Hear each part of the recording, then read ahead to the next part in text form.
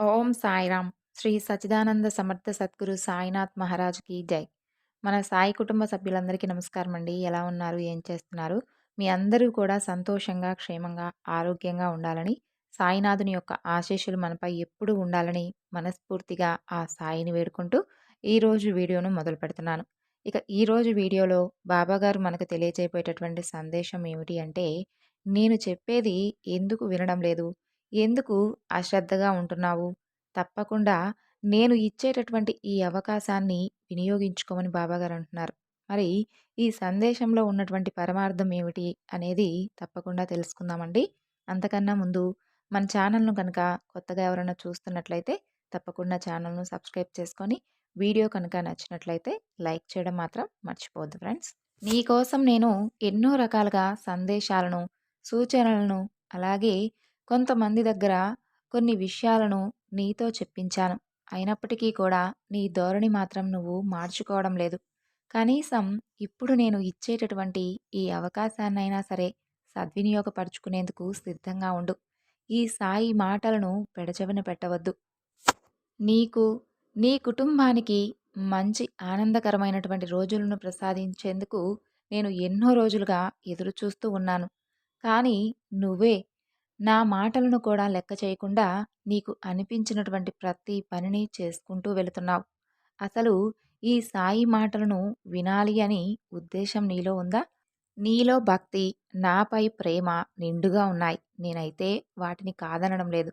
కానీ నువ్వు చేస్తున్నటువంటి పనిని అది నీకు సరైనది కాదు అని హెచ్చరిస్తున్నాను. అది నీకు తగినది కాదు అని ఎన్నో రకాలుగా చెప్పేందుకు ప్రయత్నిస్తూ ఉన్నాను. అయినప్పటికీ నీవే తెలుసుకోలేకపోతున్నావు. ఈ రోజైనా సరే ఈ సాయి మాటలను కాస్త ఆలోచించుకొని జాగ్రత్తగా నువ్వు చేసేటటువంటి పనిలో అడుగు వేయడం మంచిది. బాబా, అసలు మీరు దేని గురించి మాట్లాడుతున్నారు అని అయోమయంలో ఉన్నావు కదూ! నువ్వు స్థిరమైనటువంటి ప్రభుత్వ ఉద్యోగం కావాలి అని ఎప్పటి నుండో కోరుకుంటూ ఉన్నావుగా! దానికోసమే నువ్వు ఎన్నో ప్రయత్నాలు చేస్తూ వచ్చావు. ఇప్పటి వరకు నీకు ఎలాంటి అదృష్టమూ కలిసి రాలేదు. అయితే నీకు ఈ సంవత్సరంలో మాత్రం తప్పకుండా ఉద్యోగం వస్తుంది. నీకు ప్రభుత్వ ఉద్యోగం వచ్చేటటువంటి అవకాశం తప్పకుండా ఉంది.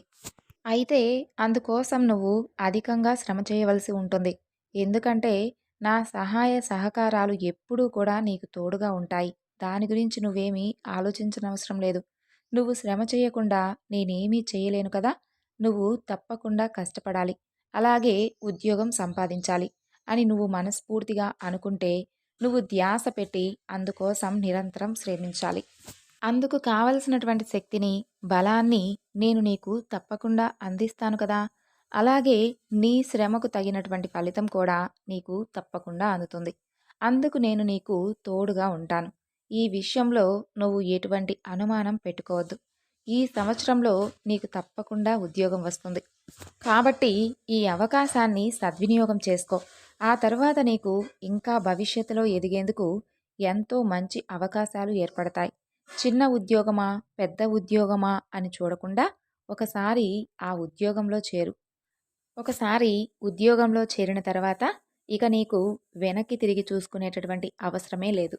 అందుకోసం నువ్వు చేయవలసినటువంటి పని శ్రమ చేయడం.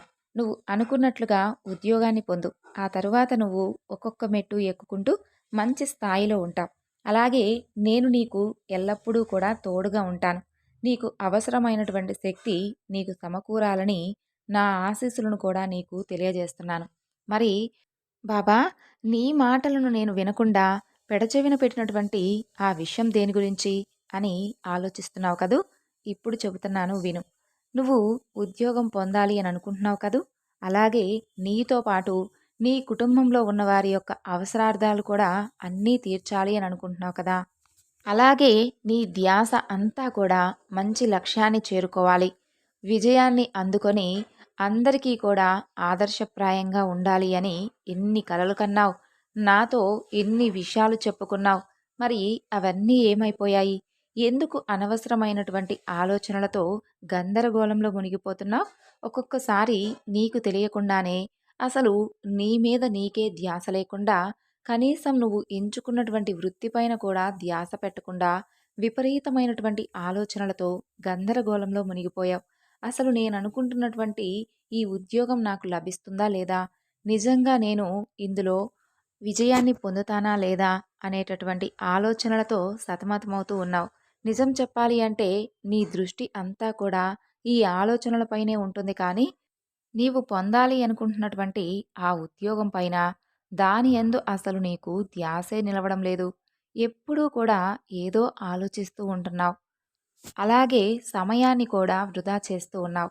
ఒక్కటి చెబుతాను విను. పోగొట్టుకున్నటువంటి వస్తువులను తిరిగి పొందవచ్చేమో కానీ, జరిగిపోయినటువంటి సమయాన్ని మాత్రం నీవు మరలా తిరిగి పొందలేవు. కాబట్టి వచ్చినటువంటి ఈ అవకాశాన్ని, సమయాన్ని వృధా చేసుకోకుండా దీని యందు ధ్యాస పెట్టు. అదే నీకు ఎన్నో సార్లు నేను కొన్ని సందేశాల ద్వారా కూడా తెలియపరిచాను. ఎక్కువగా ఆలోచించవద్దు అని ఎన్నో సార్లుగా తెలియపరుస్తూనే ఉన్నాను. అలాగే దాని వలన నీకు నష్టమే తప్ప ప్రయోజనం ఏమీ లేదు అని కొంతమంది ద్వారా కూడా చెప్పించాను. అయినప్పటికీ కూడా నీ ధోరణిలో మాత్రం ఏమాత్రం మార్పు రావడం లేదు. దేని గురించి కూడా నువ్వు భయపడనవసరం లేదు.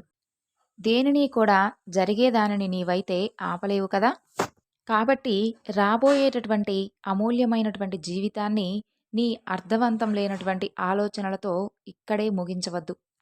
మంచి ఆలోచనలతో నేను తప్పకుండా అందులో విజయం సాధిస్తాను అనేటటువంటి ధైర్యంతోనే నీవు అనుకుంటున్నటువంటి లక్ష్యాన్ని నీవు తప్పకుండా పొందగలుగుతావని తెలుసుకో. అనుమానాలతో, వ్యతిరేకమైనటువంటి ఆలోచనలతో మాత్రం ఉంటే ఎప్పటికీ కూడా అక్కడే ఉండిపోతావు. నీ భారాన్ని నాపై మోపు. నేను నీ దగ్గరే ఉన్నాను, నీతోనే ఉన్నాను అని నమ్ము. నీకు కలుగుతున్నటువంటి దుఃఖాన్ని, చెడు ఆలోచనలను అన్నీ కూడా బయటకు పంపించేస్తాయి. అది నీలో ఉన్నంత వరకు నీకు ప్రశాంతత ఉండదు. నీ కష్టం, బాధ, నీ కోరిక, నీ ఆలోచనలు ఏమైనా సరే నేను నీతోనే ఉన్నాను కదా! మరి ఇంకా ఎందుకు అనవసరమైనటువంటి ఈ ఆలోచనలు, గందరగోళాలు? ఇవి ఏం చేస్తాయో తెలుసా? నీ లక్ష్యం వైపు నిన్ను దృష్టి సారించకుండా చేసేస్తూ ఉంటాయి.